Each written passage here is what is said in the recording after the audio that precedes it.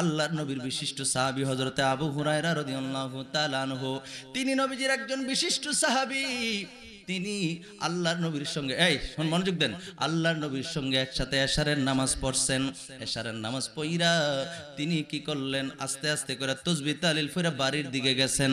বাড়িতে গিয়ে খাবার দাবার খাইয়া সুন্দর কইরা ঘরের মধ্যে দরজাটা দিয়া লাইটটা নিবাইয়া শুইয়া গেছেন। সুবহানাল্লাহ কন্যা। যেই না মাত্র তিনি ঘরের মধ্যে শুয়ে গেলেন ঘুমানোর উদ্দেশ্যে, ওই মুহূর্তে একটা লোক আইসা এমনি দরজায় টোকা দিতেছে। সুবহানাল্লাহ কইতেন না? দরজায় টোকা দেখ, আবু হুরায়রা রাদিয়াল্লাহু তাআলা আনহু ডাক দিয়া কয়, কে রে? আরে কে তুমি? মাত্র দরজা লাগাইলাম, দরজা লক করলাম, এরপরে আমি লাইটটা নিবাইলাম, ঘরের বাতিটা নিবাইলাম, এরপরে তুমি কে রে? দরজার মধ্যে তুমি কোরআন আটছ, দরজার মধ্যে টোকা দিচ্ছ। একটা মহিলায় ডাক দিয়া কয়, ও আল্লাহর নবীর সাহাবী, আমি উমুকের বেটি উমুক। আল্লাহু আকবার বলেন। আবু হুরায়রা রাদিয়াল্লাহু তাআলা আনহু মহিলার কণ্ঠ শোনা মাত্র শরীরের মধ্যে কম্পন সৃষ্টি হয়ে গেছে।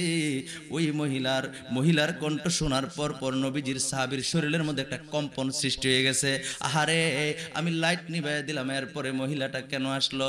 অবশ্যই তার কি বলে, তার উদ্দেশ্য ভালো না, অবশ্যই তার মত ভালো না, তার হয়তোবা খারাপ নিয়ত আছে, খারাপ ইচ্ছা আছে। এই জন্য সে আমি লাইট নিবানোর পরে ঘুমায় যাওয়ার জন্য প্রস্তুতি নেওয়ার পরে দরজার মধ্যে এসে টোকা দিছে। আমার ভাইয়েরা, আমার বন্ধুরা, আবু হুরায়রা রাদিয়াল্লাহু তাআলা ডাক দেয়া কয়, ও বোন, তুমি চলে যাও, তোমার সঙ্গে এখন আমি কোনো কথা বলবো না। রাতের বেলায় তুমি কেন আসছো? তোমার সঙ্গে আমার কোনো কথা নাই।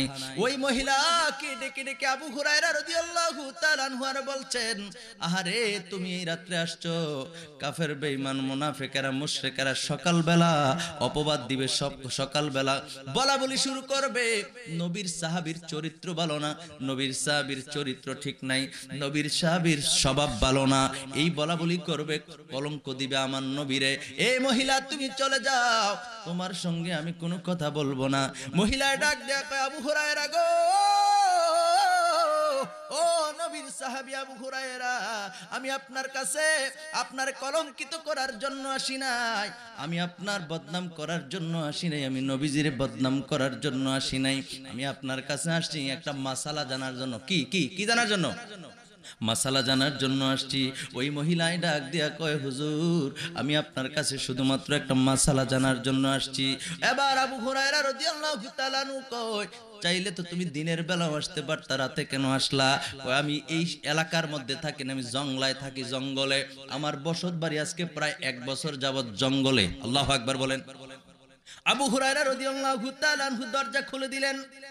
কি ব্যাপার আবার বলো? ওই মহিলা ডাক দিয়া কয়, আমি একটা মাসালা জানার জন্য আসছি। আর এই মাসালাটা হলো, হুজুর, আমি আমার চাচাতো ভাইয়ের সঙ্গে প্রেমের মধ্যে লিপ্ত হয়ে গেলাম। আমার চাচাতো ভাই অত্যন্ত সুন্দর ছিল, আমারও আল্লাহ অনেক সৌন্দর্য দিয়েছে।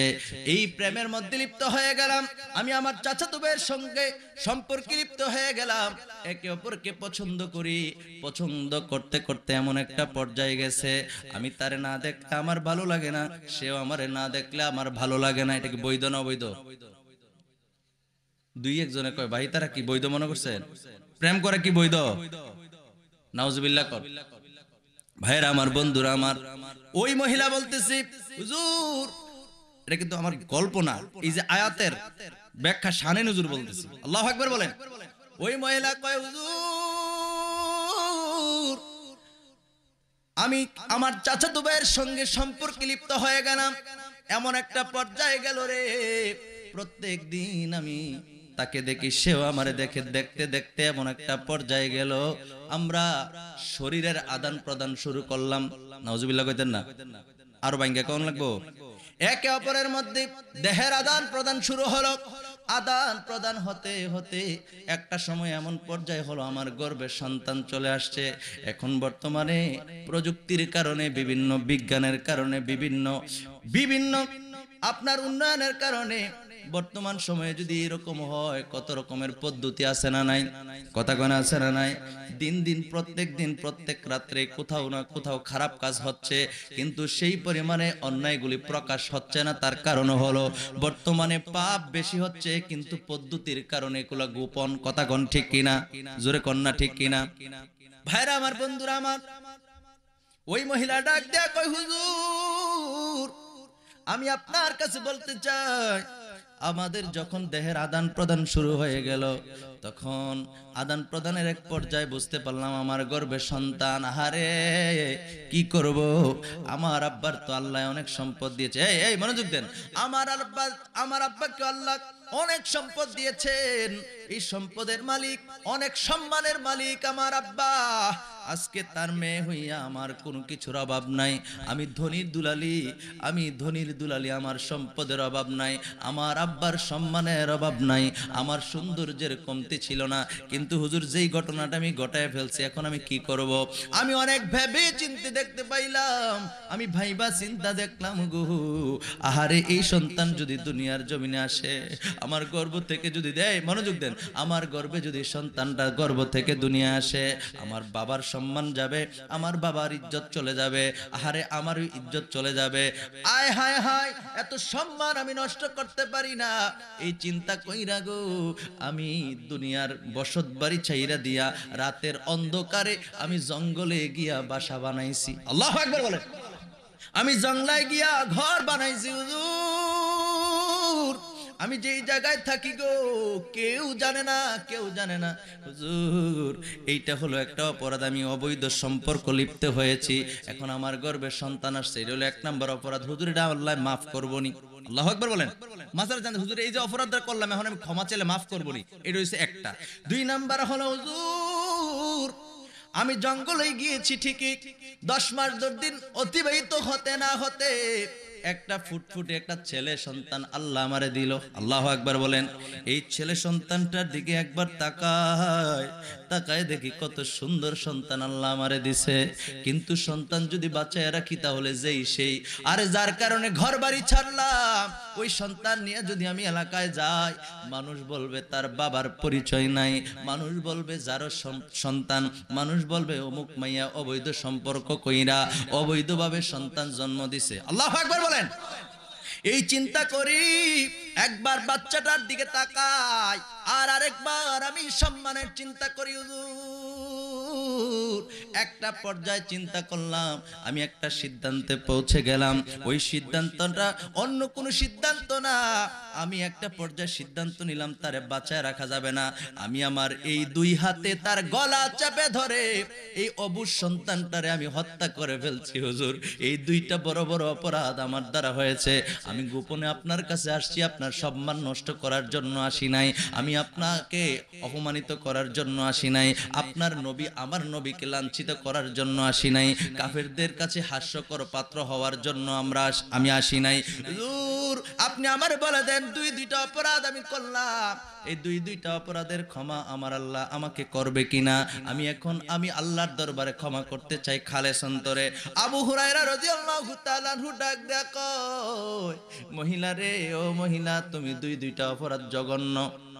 একটা হলো অবৈধ সম্পর্ক, এই সম্পর্কের মধ্যে সন্তান তোমার গর্ভে গেছে, আর দ্বিতীয়টা হলো সন্তান দুনিয়া আসার পরে তুমি তাকে হত্যা করেছো। 2টা অপরাধই জঘন্য। এই জঘন্য অপরাধ আমার আল্লাহ ক্ষমা করবে না। আল্লাহু আকবার বলেন। আহারে মুসলমান রে, ও আমার মহালক্ষ্মী পাড়ার বাইরা, ও আমার ইমানদার বাইরা, অন্তরের কানটা লাগায় শোনেন।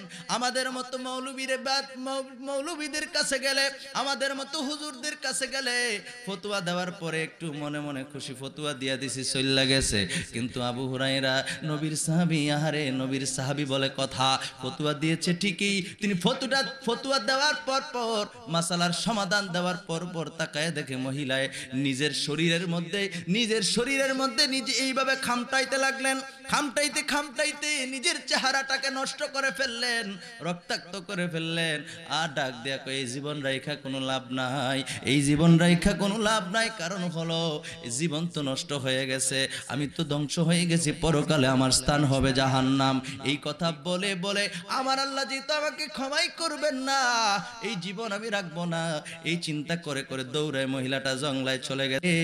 আপনার আমার মতো মৌলবি হইলে নাকটাইনা সারা রাত ঘুমাইতাম, কই মহিলা তো গেছে গা। কিন্তু আবু হুরায়রা দেখেন, এই দৃশ্য দেখার পরে আবু হুরায়রা রাদিয়াল্লাহু তাআলা আনহু রাতের মধ্যে ঘুমায়, বিছানার মধ্যে শুইছে, একবার এদিকে হয় আর একবার ওদিকে হয়, একবার সোজা হইয়া শোয় আর একবার চোখ বন্ধ করার চেষ্টা করে, কিন্তু ঘুম আসে না, শরীরতারণা, শরীরের মধ্যে জ্বালা ভরা। ফতুয়া কি আমি সঠিক দিলাম না বেঠিক দিলাম? আমার যে মাসালা দিলাম, মাসালার যে আমি সমাধান করলাম, এটা কি লাইন মতো আছে নাকি বেলাইনে গেছে, এই চিন্তায় সারা রাত্র ঘুমায় নাই। সুবহানাল্লাহ। আর যেরকম সুবহানাল্লাহ। নবীর সাহাবী বলে কথা, নবীর সাহাবীদের স্বভাব, নবীর সাহাবীদের আচরণ তো এমনই হবে।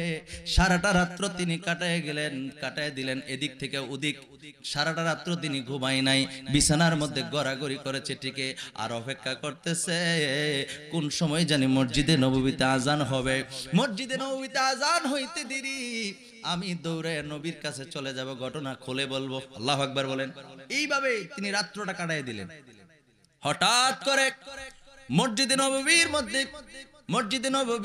নবীর মুয়াজ্জিন নাম হলো হযরতে বেলাল। নাম কি? হযরতে বেলাল রাদিয়াল্লাহু তাআলা আনহু। তিনি হঠাৎ করে মসজিদের মধ্যে আজান দেওয়া শুরু করলেন। আসসালাতু খায়রুম মিনান নাওম।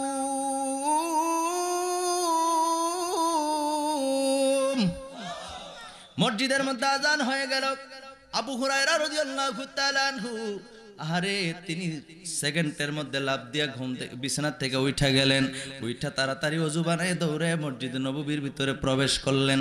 মসজিদে নববীর মধ্যে প্রবেশ করার সাথে সাথে সমস্ত সাহাবায়ে কেরাম আস্তে আস্তে মসজিদে প্রবেশ করা শুরু করলো।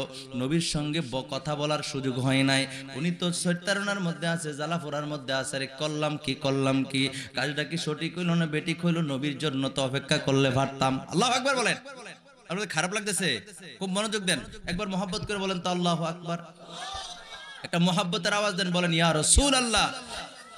ভাইরা আমার, বন্ধুরা আমার, আল্লাহর নবীর সাহাবী অপেক্ষা আছে কখন নামাজ শেষ হবে। আরে মসজিদে নববী ভরপুর হয়ে গেছে। নবীজি সাহাবায়ে কেরামদের কিনিয়া ফজরের নামাজ পড়লেন। ফজরের নামাজ পড়ার পরে আল্লাহর নবী অন্যদিন নামাজ পড়া পেছন দিকে ফিরা বৈশা তাসবিহ তালিল পড়েন, সাহাবাদেরকে মাসলা মাসাইল শিক্ষা দেন। সুবহানাল্লাহ কইতেন না?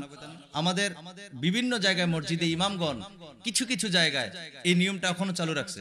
ফজরের পরে কালিমাগুলা বলে না, বিভিন্ন দোয়া দুরূস পরে কিনা বলেন, বিভিন্ন কোরআন তেলাওয়াত শিখায়, 10টা যে সূরা আছে এগুলা শিখায় অনেক জায়গায়, সব জায়গায় না কিন্তু। কথা বুঝছেন তো? আল্লাহর নবী অন্যান্য দিন নামাজ পড়ার পর পেছন দিকে ফিরা তাসবিহ তাহলিল পড়ে সাহাবায়ে কেরামদেরকে নিয়ে তাসবিহ তাহলিল পড়ে। বন্ধুরা আমার, ভাইয়েরা আমার, সাহাবায়ে কেরামদেরকে নিয়ে আল্লাহর নবী বিভিন্ন মাসলা মাসাইলের আলোচনা করে। আজকে কোন নামাজের সালাম ফিরাইতে দেরি রে, আল্লাহর নবী সালাম ফিরাইতে দেরি। আস্তে করে নবীজি দাঁড়ায় গেলেন, দাঁড়ায় পেছন দিকে ফিরা ডাক দিয়া কয়, আমার সাহাবীরা রে, ও সাহাবীরা, তোমাদের মধ্যে এমন কি কেউ আছো যার এই মুহূর্তে খুবই জরুরি আমি নবীর সঙ্গে কথা বলা, মাসালা জানা, কিংবা আমারে কোনো কিছু জিজ্ঞেস করতে চাও? সুবহানাল্লাহ, জোরে কইতেন না? নবীজি পেছন দিকে ফিরলেন। ও বন্ধুরা আমার, আল্লাহর হাবিব পেছন দিকে ফিরা, আল্লাহর হাবিব দুজানের বাদশা নবী রাহমাতাল লিল আলামিন অন্য দিনের মতো তাসবিহ তাহলিল না পইরা পেছন দিকে ফিরা দাঁড়ায় কইলেন, তোমাদের মধ্যে এমন কি কেউ আছো আমার কাছে কোনো জিনিস জানতে চাও? সুবহানাল্লাহ কইতেন না? বন্ধুরা আমার, ভাইয়েরা আমার, আল্লাহর নবী জিজ্ঞেস করতে দেরি। নবী তো জানেন কিনা বলেন? নবীজি ইলমে গায়েব জানেন। গায়েবের জানানোর ক্ষমতা দিয়েছেন কে? জানিয়েছেন কে? আল্লাহ। ক্ষমতা দিয়েছেন কে? আল্লাহ দিয়েছেন বুখারী শরীফের প্রথম খণ্ডে, আপনি আমি সামনের দিকে দেখি, তাও কি পর্দার বাহিরে আর দেখি না। মনে করেন সামনের দিকে দেখতেছি, তারা আমার সামনে বইয়ে রয়েছে, আমি তার সামনে বইয়ে রয়েছি, কথা কোন ঠিক কিনা? এর বাহিরে পেছনে কি হইতেছে আমরা দেখি? ভাইয়েরা আমার, বন্ধুরা আমার, খুলেন বুখারী শরীফের প্রথম খণ্ডে 719 নম্বর হাদিস, 100 নম্বর পৃষ্ঠা। আল্লাহর নবী দুজানের বাদশা নবী ডাক দেয়া কয়, ও আমার সাহাবীরা রে, আজানের একামতের শেষে হযরত বেলাল রাদিয়াল্লাহু তাআলা আনহু আজান দিলেন। এটা অন্য হাদিস বলতেছি, কিন্তু ওইটা মনে রাখেন। বেলাল রাদিয়াল্লাহু তাআলা আজান দিলে, একামত দিলেন।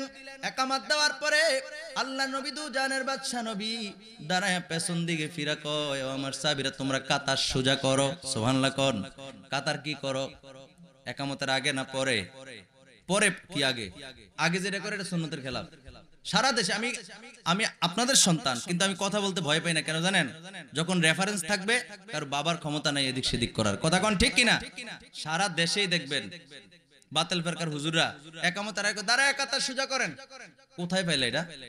দেখাই তারবা? একামতের আগে নবী কিংবা নবীর সাহাবীরা দাঁড়ায় কাতার সোজা করছে, এরকম কথা কোথাও নাই। আল্লাহু আকবার বলেন। মাইক দিয়ে দিয়ে কইতেছি, বাড়ি তো নেই, কথা কোন ঠিক কিনা? নবীজি যখন একামত শেষ হইতো, তখন নবীজি দাঁড়াইতেন। দাঁড়াই সেরে সাহাবারা বলতেন কাতার সোজা করো। এরপরে কাতার সোজা হইলে নবী নামাজ শুরু করতো। সুবহানাল্লাহ কোন না? আর আমার দেশে শুরু করছে একামতের আগে কয় দাঁড়ায় কাতার সোজা করো। এটা সুন্নতের খেলাফ। সুন্নত হলো, ইমামে আজম আবু হানিফা রাহমাতুল্লাহ আলাইহি বলছেন, শরহে বেকায়ার প্রথম খণ্ডে 36 পৃষ্ঠার মধ্যে রয়েছে। শরহে বেকায়া এটা একটা তক্কার কিতাব। এই শরহে বেকায়ার প্রথম খণ্ডে 36 পৃষ্ঠার মধ্যে রয়েছে, ইমাম আজম আবু হানিফা রাহমাতুল্লাহ আলাইহি বলছেন, ইয়াকুমুল ইমামু ওয়াল কওমু ইনদা হাইয়া আলাস সালাহ। সুবহানাল্লাহ পড়ে, আর জোরে কইতেন না সুবহানাল্লাহ?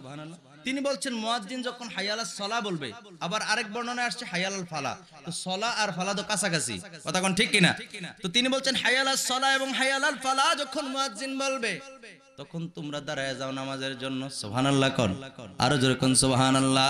তো নবীজির ওই 100 পৃষ্ঠার বুখারী শরীফের 100 নম্বর পৃষ্ঠা, হাদিস নাম্বার 719, আল্লাহর নবী একামত শেষ হওয়ার পরে পেছনের দিকে ফিরা ডাক দিয়া কয়, সাহাবীরা রে, ও আমার সাহাবীরা, তোমরা কাতার সোজা করো, কাতারকে তোমরা সোজা করো।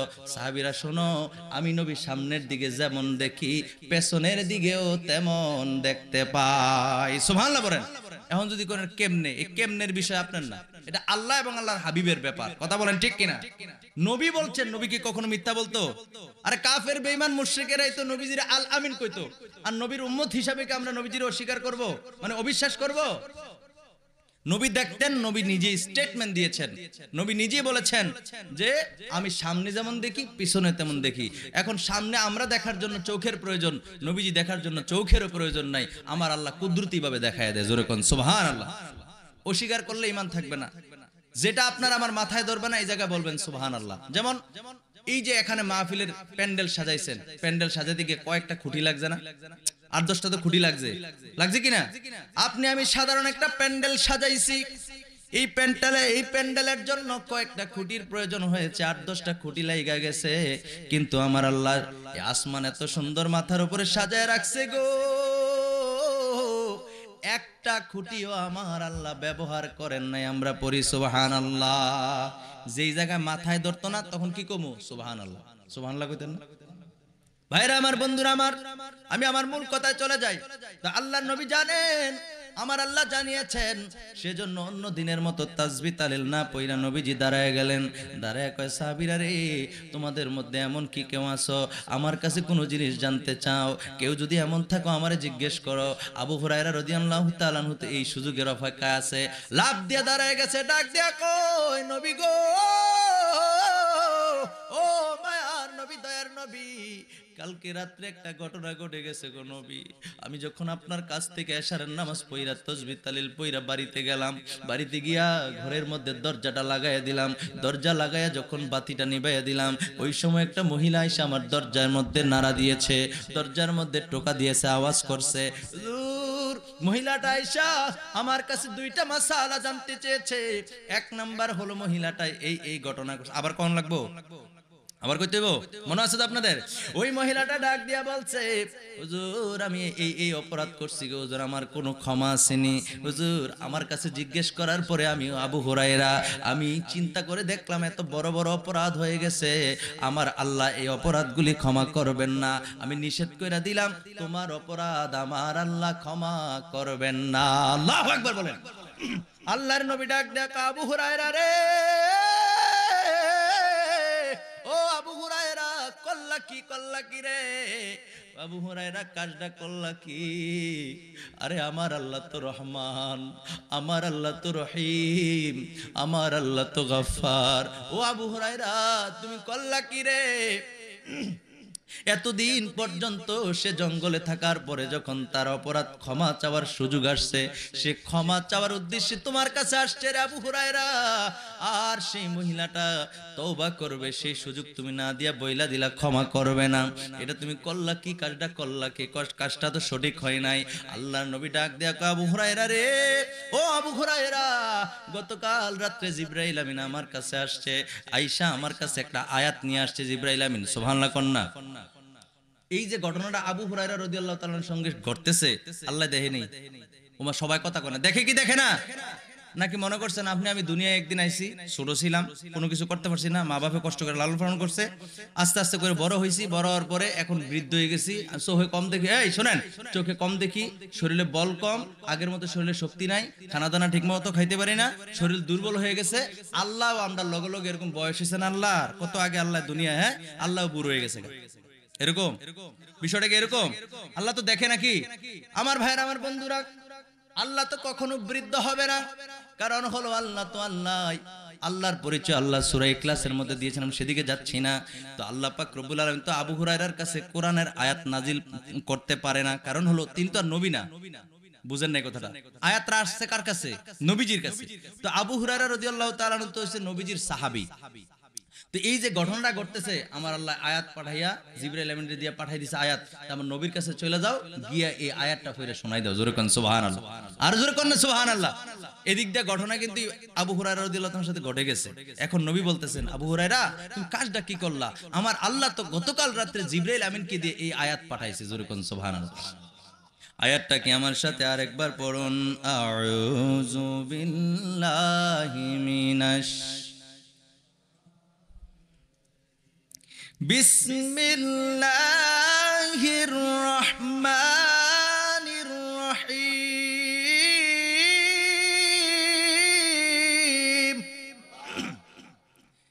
ইল্লা মান তাবা ওয়া আমানা ওয়া আমিলা আমালান সালিহান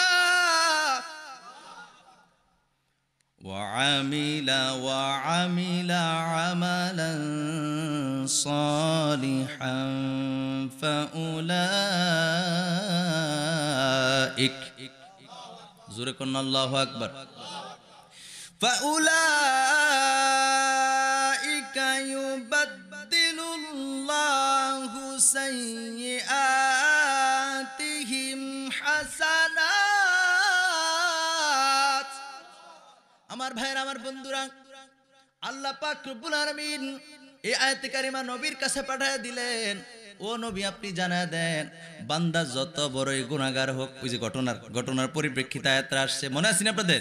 বান্দা যত বড়ই গুনাহগার হোক, পাহাড় পরিমাণ গুনাহ যদি তার আমল নামায় থাকে, নবী গো, ও মায়ার নবী, দয়ার নবী, আপনি জানায়া দেন, ইল্লামান তাওবা, এই গুনাহগুলি নিয়ে যদি বান্দায় তাওবা করে। আল্লাহু আকবার বলেন। আগের আয়াতে বলেছিলাম শুধু তাওবা করলে হবে না, খালেস অন্তরে তাওবা করতে হবে, মনে আছে নি ভাইরা আমার, বন্ধুরা আমার? এই আয়াতে কারিমার মধ্যে আল্লাহ বলছেন, বান্দা অপরাধ করছে, যত বড়ই গুনাহগার হোক, যত বড়ই অপরাধী হোক, যত বড়ই গুনাহগার হোক, যত বড়ই পাপিষ্ট হোক না কেন, ইল্লামান তাওবা, সে যদি তাওবা করে, ও আমানা, আবার ঈমান আনে, ঈমান আনার পরে ওয়া আমিলা আমালান সলিহা, নেক আমল করে ভালো ভালো কাজগুলো করে খারাপ কাজগুলো থেকে বিরত থাকে। ভাইরা আমার, বন্ধুরা আমার, আল্লাহ কয় নবী গো আপনি আপনার উম্মতকে জানায়া দেন, আমার বান্দাদেরকে জানায়া দেন, আমি আল্লাহ তাদের জন্য একটা সুসংবাদ দিয়ে দিলাম, আমি আল্লাহ জানাই দিলাম, ফাউলাইকা ইউবাদদিলুল্লাহু সাইয়্যাতিহিম হাসানাত। বারবার পড়তেছে যাতে আপনারা বুঝেন, রাগ হইতেছেন।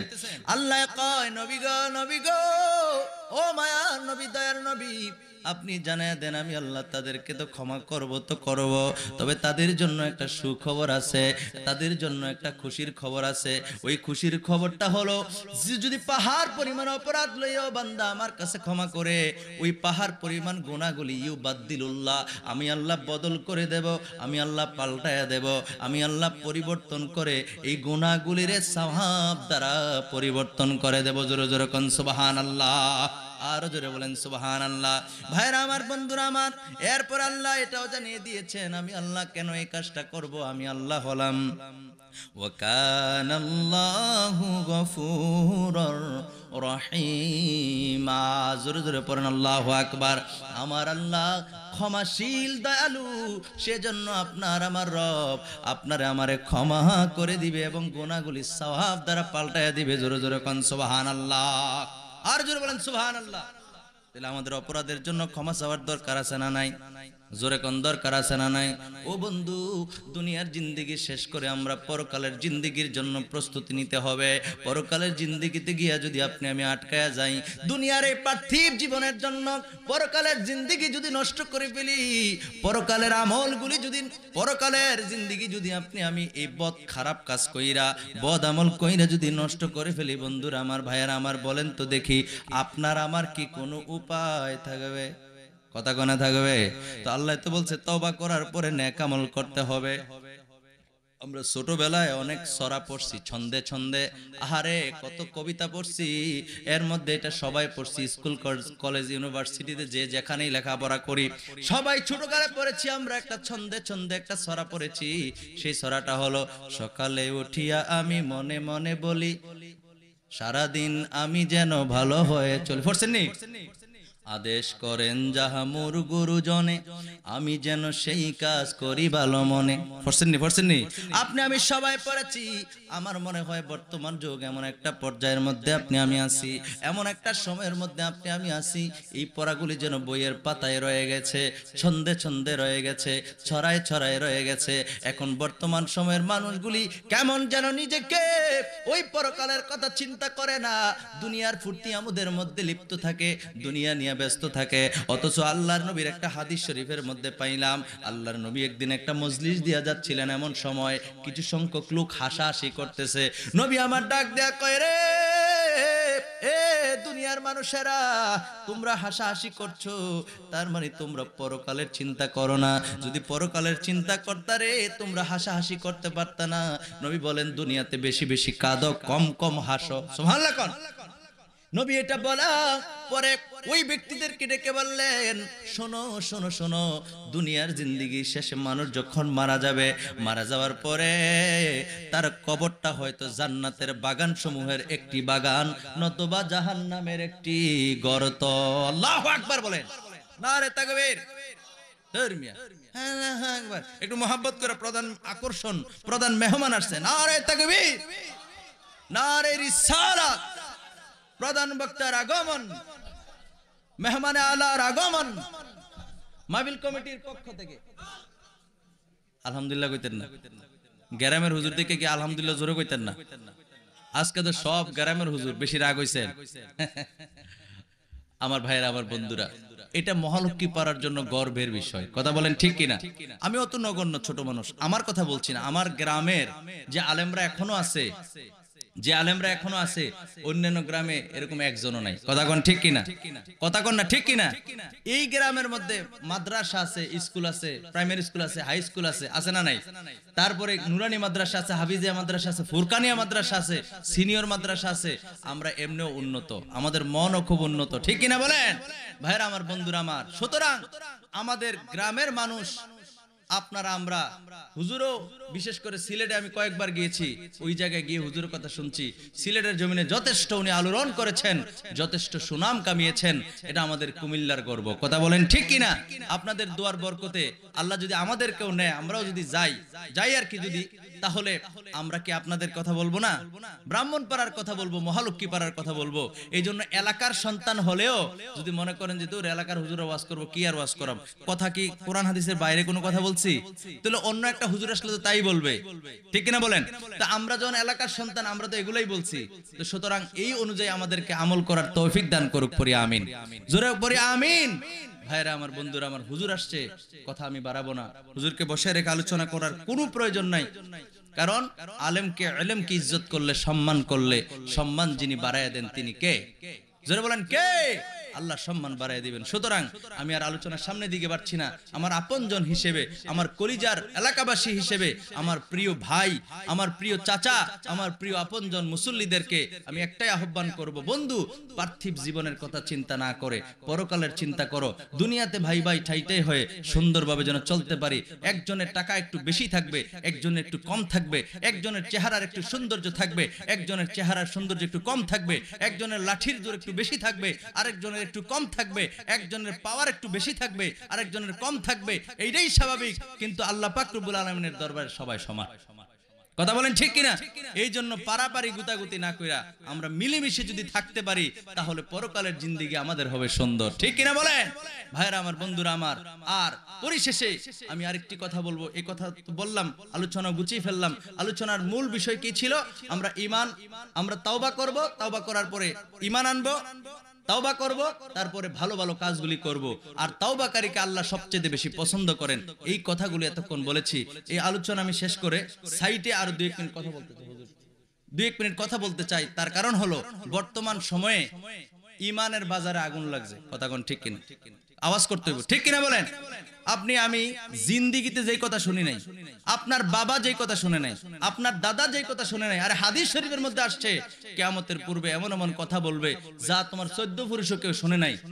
এমন এমন বক্তব্য, এমন এমন কথা সোশ্যাল মিডিয়ার কারণে আমাদের চোখের সামনে আসে নাকি আসে না? কথা কেন আসে নাকি আসে না? মানুষ কি বলে এগুলো বুঝি না। নবীজির শানে কথা বলতে গেলে দাড়ি কমা নাই। আরে যেই নবীকে আমার আল্লাহ পাক রব্বুল আলামিন সর্বোচ্চ মর্যাদা দিয়েছেন, যেই সম্মান আল্লাহ পৃথিবীতে আর কাউকে দেয় নাই, আমরা কি কোনোদিন বলছি যে নবী আল্লাহর চেয়ে বড়, কিংবা আল্লাহর সমকক্ষ কোন হুজুর বলছে? আমরা কি বলি? আমরা বলি আল্লাহ হচ্ছেন স্রষ্টা, রাসূলও সৃষ্টি। মানে আল্লাহ ছাড়া যা আছে সবই সৃষ্টি, নবীও সৃষ্টি। তবে আল্লাহর যত সৃষ্টি আছে, এই শুনেন, আল্লাহর যত সৃষ্টি আছে, সৃষ্টি জগতের মধ্যে শ্রেষ্ঠ হলো আপনার আমার নবী। সুবহানাল্লাহ পড়ে। তো এটাই তো বলি, শ্রেষ্ঠত্ব দিয়েছেন কে? আল্লাহ দিয়েছেন। যেই নবীর চেহারা মোবারক একবার দেখলে লা তামাসসুনার হাবিব হুজুর বলে গেছে, জন্য বলবো না, যে নবীজির একবার দেখলে জাহান্নামের আগুন হারাম হয়ে যায়। জোরে কোন সুবহানাল্লাহ। আর আমার আপনার মতো এরকম বল্টু চৌধুরী, এরকম মৌলবী সারাদিন 1000 বার দেখলে কোনো লাভ নাই, একটা গুনাহ জড়তো না। কথা কোন ঠিক কিনা? এই জন্য কথা বলতে দাড়ি কামার দরকার আছে না নাই? কথা কোন না আছে না নাই? আজকে নবীজির শান ও আজমতকে কটাক্ষ করে, নবীজির শান ও আজমতকে নিয়ে তারা কমানোর জন্য পায়তারা করতেছে। যে বা যারা করে, নাম নিয়ে কথা বলা আমি কোথাও পছন্দ করি না। এই নাম নিয়ে আমি কোনো কিছু বলতে চাই না, শুধু আপনাদেরকে আপনজন হিসেবে বলবো, এই সমস্ত ফিতনা দেখে নিজেকে যেন বাঁচিয়ে রেখে, ঈমানকে মজবুত রেখে জীবন পরিচালনা করার আল্লাহ যেন তৌফিক দান করে, পড়ি আমিন। জোরে পড়ি আমিন। পরিশেষে তিরমিজি শরীফের ছোট্ট একটা হাদিস শরীফ বলি। আল্লাহর নবীর দরবারে একজন সাহাবী আসলেন, আয়েশা বললেন, ইয়া রাসূলুল্লাহ, ইয়া হাবিবাল্লাহ, নবী গো, এটা তিরমিজি শরীফের মধ্যে আসছে, নবী গো, আমি কিয়ামত কখন সংগঠিত হবে? আল্লাহর নবী দু জাহানের বাদশা নবী বললেন, তুমি কিয়ামতের জন্য কি সংগ্রহ করেছো? নবীজি বললেন, সাহাবী জিজ্ঞেস করলো, খুব মনোযোগ দেন, সাহাবী জিজ্ঞেস করলো কিয়ামত কখন হবে? নবীজি বললেন, তুমি কিয়ামতের জন্য কি সংগ্রহ করছো? আল্লাহু আকবার বলেন। ওই সাহাবী বললেন, ইয়া রাসূলুল্লাহ, ইয়া হাবিবাল্লাহ, আমি তেমন নামাজ পড়তে পারি নাই হুজুর, আমি তেমন রোজা রাখতে পারি নাই হুজুর, আমি তেমন দান সদকা করতে পারি নাই। হাদিসের ভাষা, আমি তেমন দান সদকা করতে পারি নাই। তবে নবী গো, আমি আপনাকে এবং আল্লাহকে কলিজার থেকে ভালোবাসি। জোরে কোন সুবহানাল্লাহ। নবীজি বললেন, কলিজার থেকে ভালোবাসি। শোনার পরে নবীজি বললেন, দুনিয়াতে যে যাহাকে ভালোবাসে তার সাথে তার হাসর হবে। জোরে জোরে কোন সুবহানাল্লাহ। আর জোরে কোন সুবহানাল্লাহ। ভাইরা আমার, বন্ধুরা আমার, আজকে আমি এই কথাটাই, এই হাদিসটা থেকে এই কথাটাই বলতে চাই, কলিজার থেকে সাহাবী ভালোবেসেছে। অথচ একটাবার চিন্তা করে দেখেন, এই সাহাবী নবীর পেছনেই নামাজ পড়েছেন, নবীর সঙ্গেই রমজানের রোজাগুলি পালন করেছেন, নবীর ডাকেই হাজার হাজার কোটি কোটি টাকার গলায় সাহাবায়ে কেরাম ছুরি লাগাইছেন। মানে এমনও ইতিহাস আমরা পেয়েছি, মিশকাত শরীফের 555 পৃষ্ঠার মধ্যে রয়েছে, আবু বকর সিদ্দিক রাদিয়াল্লাহু তাআলা আনহু তিনি তিনার ঘরের মধ্যে কিছুই রাখেন নাই, নবী সাদকা করার জন্য বলেছেন, আল্লাহর রাস্তায় কিছু দেওয়ার জন্য বলেছেন। বলার সাথে সাথে আবু বকর সিদ্দিক রাদিয়াল্লাহু তাআলা আনহু ওনার যা অর্জিত ছিল ঘরের মধ্যে সব নিয়ে নবীর দরবারে হাজির। জোরে কোন সুবহানাল্লাহ। সাহাবীরা কলিজার থেকে ভালোবাসছে। আজকে আমি ধ্যাত্বহীন কণ্ঠে উপস্থিত ময়দানে একটি কথা বলতে চাই, যারা নবীজির শান ও আজমতকে নিয়ে কটূক্তি করে, শোনো, নবীর প্রেম যদি অন্তরে না থাকে, নবী বলেছেন লা ঈমানা লিমান লা মুহাব্বাতা লাহু, যার অন্তরে আমার নবীর প্রেম নাই তার ঈমান নাই। নবী বলেছেন, কে বলেছেন? জোরে বলেন, কে বলেছেন?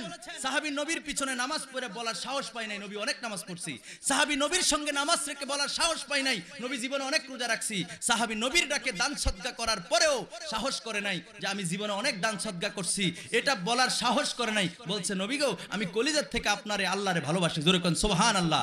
আজকে ওই সাহাবীর কথার সঙ্গে আমরা মিলিয়ে বলতে চাই, আজকে আমাদের আমল কম হতে পারে, নামাজ আমাদের ইবাদত কম হইতে পারে, রমজানের রোজা ইবাদতে কম হইতে পারে, দান সদকার ইবাদত কম হইতে পারে। আপনি আমি জিন্দেগিতে যা করেছি এগুলোর সার্টিফিকেট নাই, কবুল হইছে কি হয় নাই।